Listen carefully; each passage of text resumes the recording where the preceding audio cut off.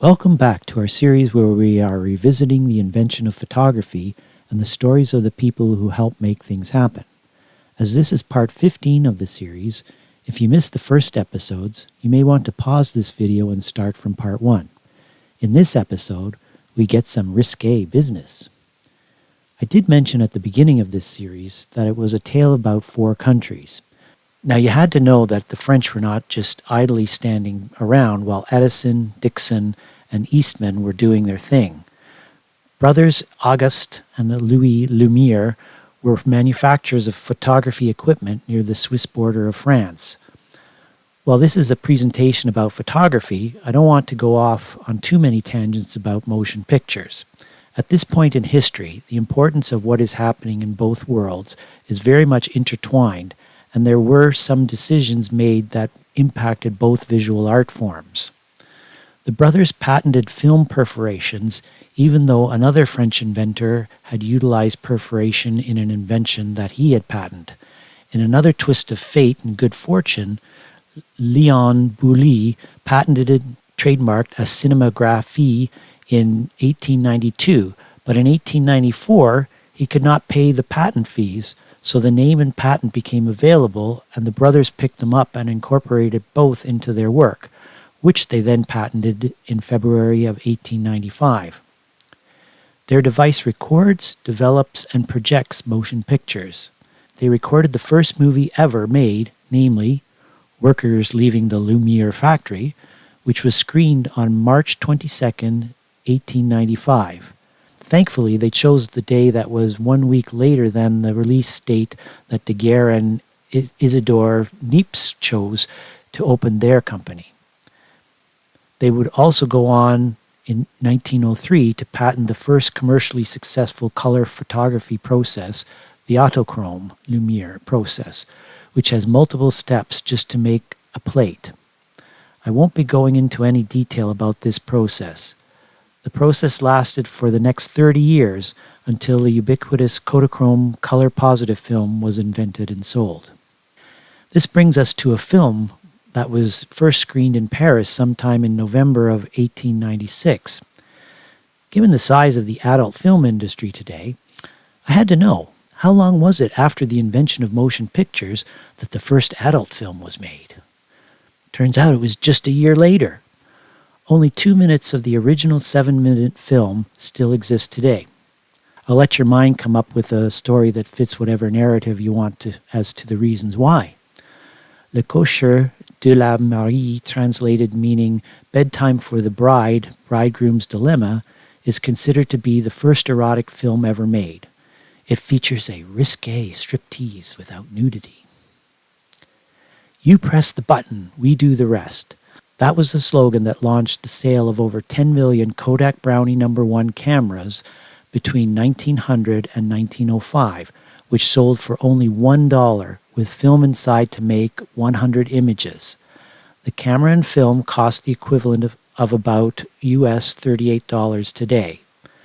When you were done, you shipped the whole camera back to Kodak, paid for the processing, and Kodak would develop and print the circular images on your film and send you another camera preloaded with more film.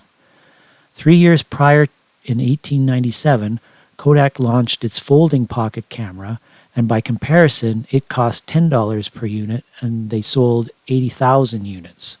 The original and subsequent iterations of the Kodak Brownie sold well for decades, and it is estimated that about 150 million of these cameras were made. The average person was now able to record all of the different moments in their lives. This is why we see so many images of the 1900s and beyond compared to the mid to late 1800s. This truly was a game changer for photography as a whole. Here is a graph of the number of images made from 1840 to 1930. While the amount of images being produced prior to 1900 was steadily increasing, with the introduction of the Kodak Brownie, the number of people with access to a relatively inexpensive way to make pictures took off, and as a result, the number of photos being made each year began to skyrocket. Clyle Allen was an American who was born in 1871. There's no real information about whom he worked for or who he had affiliations with.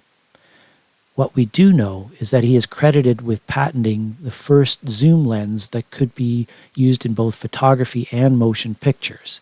He managed to maintain sharp focus while the focal length of the lens increased or decreased. This versatile invention expanded the creative possibilities for both amateur and professional photographers alike.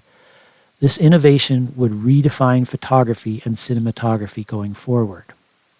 Transatlantic radio communication, air conditioning, the Wright brothers, and the Model T Ford were all things that were invented at the beginning of the 20th century.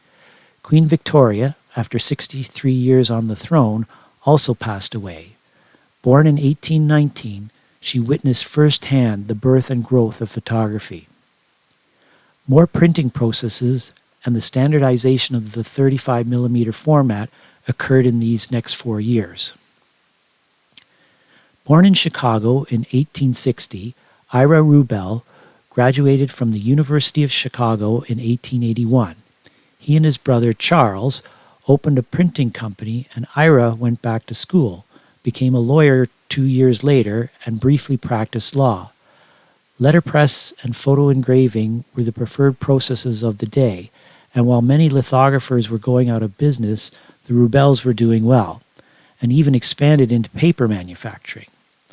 One day in 1903, Ira forgot to run a piece of paper through the press, and the image from the plate transferred onto the impression cylinder instead. He put a piece of paper through the press, and to his surprise, the image from the impression cylinder was cleaner, sharper, and of better quality than that made directly from the plate. He worked for the next few years to build an offset press with a blanket cylinder, and in 1906 attempted to patent the process. He was denied a patent and found out that the tin printing industry had been using an offset process for 25 years.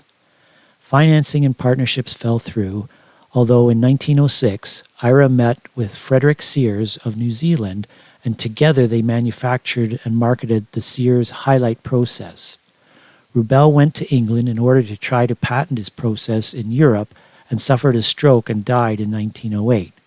Rubel's first press that operated in his New York plant is now preserved in the Smithsonian Institution in Washington, D.C. Here's a picture of the first offset lithographic press that Rubel made. Please join us the next time when we get judged, pay the piper, hop aboard the Freedom Train, and get new ideas and more. We look forward to you being with us.